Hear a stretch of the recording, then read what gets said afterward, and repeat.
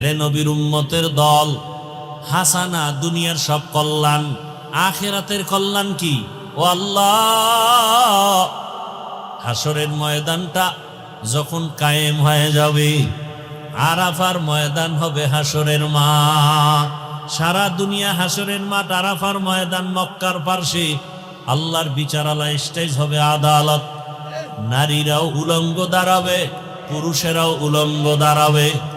একদিকে সূর্যের গরম, আল্লাহ বলবে সূর্য নিচে আয়, নিচে আইসা তোর যত মুখ আছে নিচে কর, যত গরম আছে সব জমিনে ছাড়।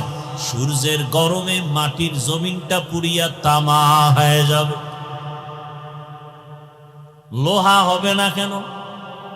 সূর্যের গরমে জমিনটা পুড়িয়া স্বর্ণ হবে না কেন? রূপা হবে না কেন? তামা হওয়ার কারণ, ওদিন তো ইনসাফের বিচার হবে। স্বর্ণের মধ্যে ওই গুণ নাই, তামার মধ্যে যে গুণ আছে। রূপার মধ্যে নাই, লোহার মধ্যে নাই। বলে কেমন? বলে লোহার এক অংশ গরম করলে ভিন্ন অংশ গরম হবে না। স্বর্ণ তাই এক, রূপাও এক।